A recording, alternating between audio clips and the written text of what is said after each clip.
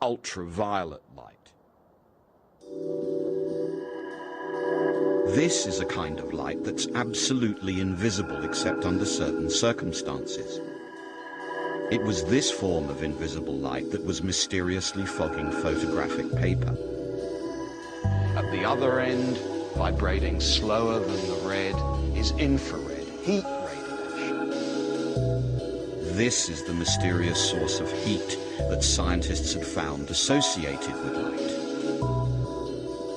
The spectrum gets wider and wider.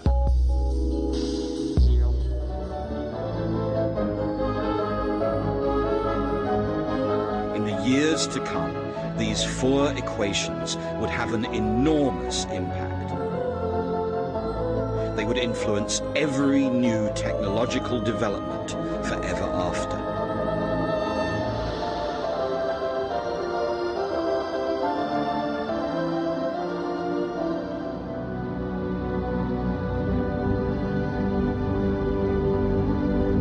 Though not necessarily for the better.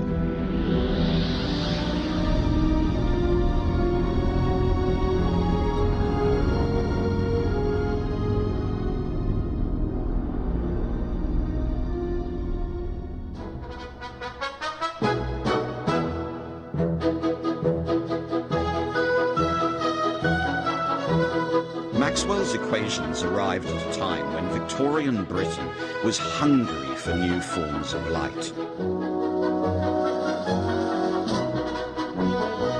Gas was hot, smelly, and occasionally dangerous. Now there was a serious alternative.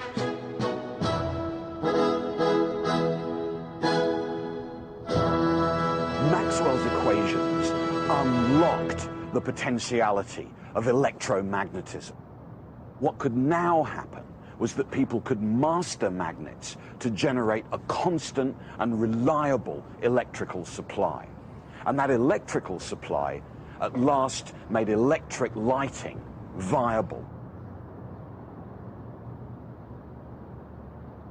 Intelligent and inventive men would be able to exploit the potential and make lots of money.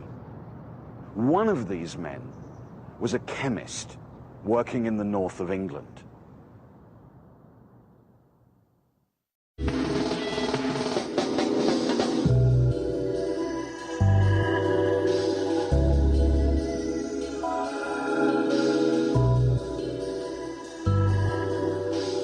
Newcastle was a boom city of the 19th century. It was full of entrepreneurs and businessmen. One of them was the local manufacturing chemist, Joseph Swan. A gentleman of letters, but with a keen eye to spot any commercial opportunity that would come his way. Victorian engineers were already experimenting with primitive ways of using electricity to make light. But the problem was that the current form of electric light in use, arc lighting, just wasn't cutting it. It didn't really work. There had to be a better way of bringing illumination into the home and into the factory. Swan set about finding a solution. One alternative to lighting by electric sparks would be to use substances that glow when you pass electricity through them. The problem with that is that anything which glows so brightly is likely to burn and disappear. The solution would be to get it to glow in a vacuum where there's no air, and so combustion couldn't happen.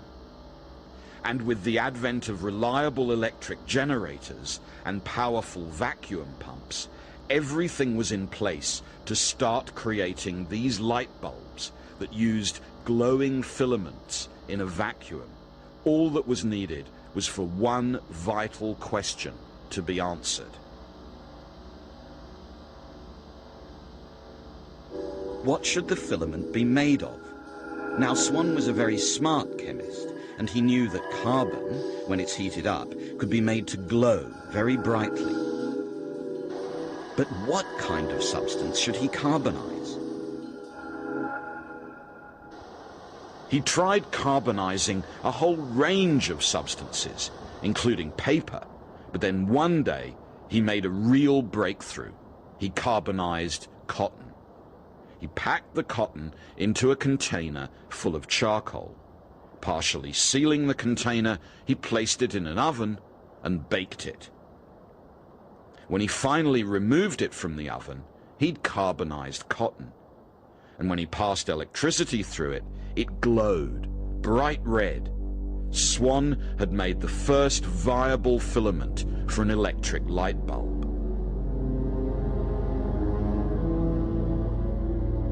Swan's new bulb was a technological triumph.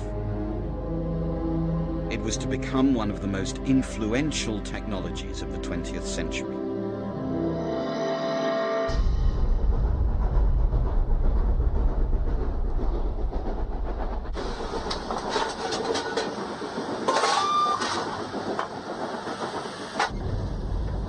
Joseph Swan's new incandescent electric light was an instant hit with the wealthy among Victorian Britain's industrial class.